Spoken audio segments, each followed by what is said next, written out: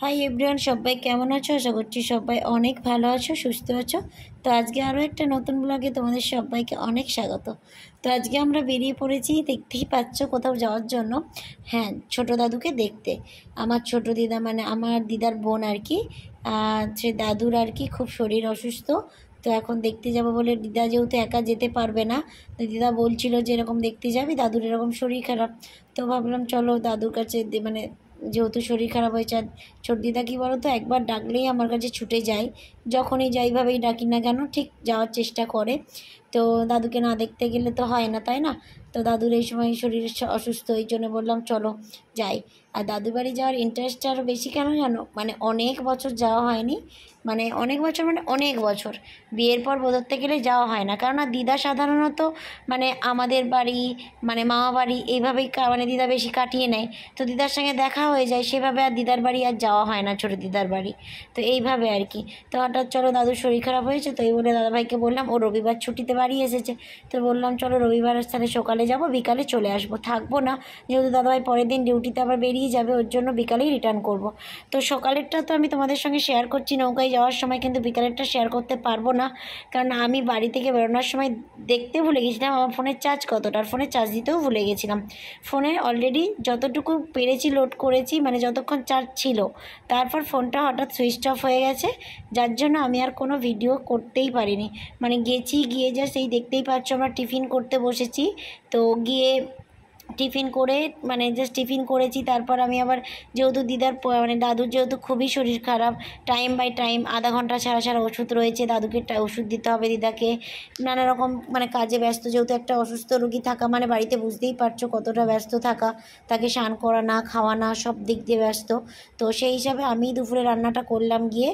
তো দিদা বলছিল করতে হবে না, আমি বললাম না আমিই করি।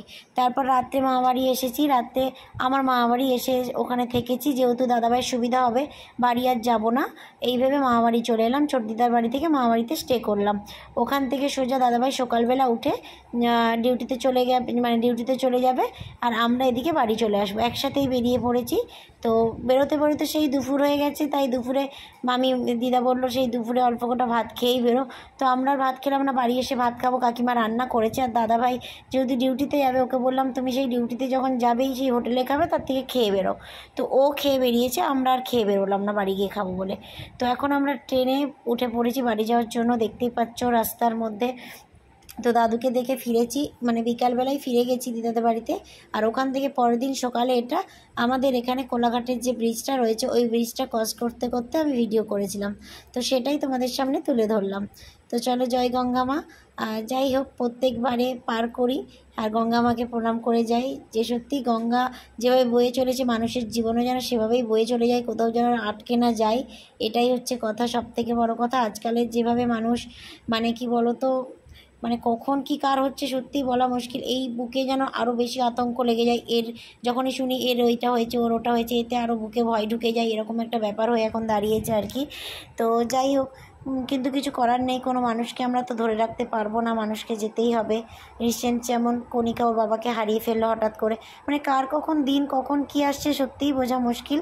তো চলো, কী আর বলবো, তো মানে এইভাবেই মানুষের দিন কাটাতে হচ্ছে, মানুষের বুকে ভয় রেখেও কাটছে।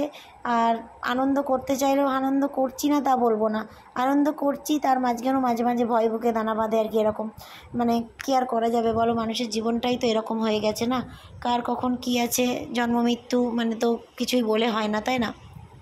তো যাই হোক, সবাই ভালো থেকো, সুস্থ থেকো, আর সবাই সত্যি কথা বলতে খুব সাবধানে থাকো। এখন কি বলো তো, নিজেদের খাওয়া দাওয়া বলো, শরীরচর্চা বলো, এগুলোকে সব ঠিকঠাক রাখতে হবে।